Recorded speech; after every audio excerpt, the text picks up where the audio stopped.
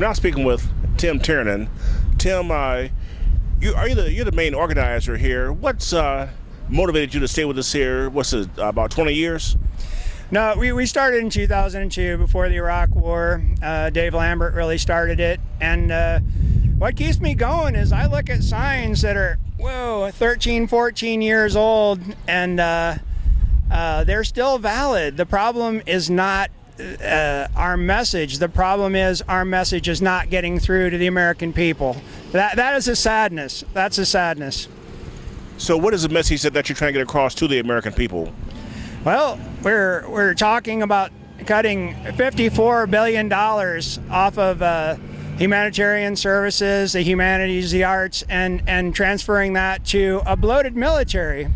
A military that estimated wastes over a 5-year period $125 billion. There's all kinds of figures on, and no one knows. The Pentagon is not audited, so it's just they don't throw money at schools, they don't throw money at healthcare or anything else. They throw money at the military, and strangely, it's people who call themselves conservative support that, and that's the oddest thing. So again, making money is more important than building a stronger American society. Absolutely. Weapons are a very profitable business. Cost overruns are ridiculous. I don't know who we think we're going to fight. No one else is spending the kind of money that we do. We spend 9 times more than Russia. To spend 10 times more, I don't think it's going to make us any safer. I mean, but no, seriously, is there any other rationale for us to be so much larger or to be spending so much more money than everybody else? There's got to be another rationale than just... It's our #1 industrial export is weapons. Yeah, it's the #1 manufactured export in this country is weapons. It's what we do. And we not only have a very bloated military, we're selling 80% of the weapons we sell are to developing countries. A lot of times they use weapons on their own citizens. They're people who they need money for food. They don't need to be buying high-tech weapons, but they do. We get arms races going, and often we've sold to both sides. There's no principle when in Iraq and Iran war. We supported both sides different ways. That's crazy. So why does it take people so long to understand what's going on? Why we don't need that much power? People are frightened daily by the news. They used Iraq terror. They said it hundreds and hundreds of times before the Iraq war, and it worked. And now I've talked to people who honestly believe that a jihadi is going to come and cut their head off. And that is so very unlikely. I'm not worried about that. That's like people that worry about being killed by a shark. It's really unlikely. So we're victims of propaganda motivated by profit.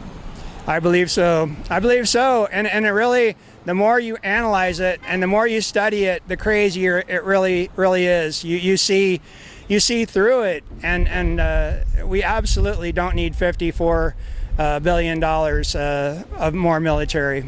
No, we need more diplomacy. All right, now who locally is your main political supporters who are who's with you in pushing your cause? We're here today in solidarity, people with people for the common good. No, I mean political people themselves, office holders. We're really nonpartisan. We really are. Democrats, Republicans, very much both guilty of supporting war. So we are not. We rallied through the Bush administration, through the Obama administration. We did rally. For people who don't know it, we did rally against President Obama's use of drones and war in Libya, and he really, he admits he made mistakes, and grievous mistakes in the case of Libya. That was, we just don't seem to have a learning curve at all. There's no learning curve. This is our problem. Yeah, we're still making the same mistakes. In Syria, no one was interested in international weapons inspectors finding out what really occurred. It's just, no, let's drop a bunch of Tomahawk missiles. That's crazy. At $1.1 million a piece to deliver a 1,000-pound payload. That is, that's our money. That's our money. 2 last things here. If you had a chance to sit down with the Fort Wayne public, how would you break it down? What would you say to them as to how you see what's going on in front of our very eyes? The problem is people are worried, like I say, about being killed by some kind of radical terrorists, when actually the lack of health care kills so many more people. While you're worried about the terrorists, you're going to die from lack of health care more than likely. Heart attack and cancer is what really kills us in general. And that's what we need money to deal with those issues. And even like the opioid crisis is a symptom of the heroin production in Afghanistan went through the roof when we invaded in October of 2001, a month after 9/11. Boom, we're in Afghanistan, and poppies are everywhere. Poppies are everywhere. It's like Wizard of Oz, fields of poppies, which great plant, but they turn it into heroin, which is making a mess of Fort Wayne and Northeast Indiana. That's a symptom of war. And last thing here, again, if you had the opportunity to sit down with President Trump, and we know that he's being advised by people, or we don't know how he's getting his ideas for his budget, what have you, but what would you want to tell him to offer enlightenment as to what is going on, how the people at the grassroots feel about what's going on? Well, what he campaigned on would be better than what he's doing now. That I wasn't in complete agreement with that. But if he gets fascinated with the bombs, and we have so many, think about it. It's like a kid with a bag of fireworks. You light one, is he going to stop? We've got a penetrator we never used.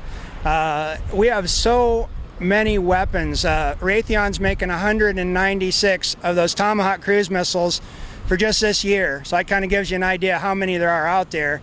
And we need diplomacy. We need to talk to people. Raytheon Fort Wayne? No. Well, Raytheon Fort Wayne is part of, yeah, they are part of it now.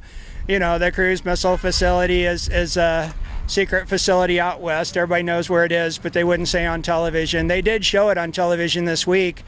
And, a very impressive missile. It can be launched from submarines, boats, from land. It can loiter, do figure eights, and then be redirected. But in the end, it kills people. And we really need to think of the human needs. And I don't think they're not impressed by bombs. We've been bombing the Middle East since 1917. For 100 years, we've been bombing these people. They're not impressed by it. It doesn't frighten them. They're not frightened by them. And they think if they die, they go to heaven, paradise. So they'll be martyred. So we need Americans to be a little braver, truthfully, and maybe a little bit more thoughtful. Thank you very much. Thank you.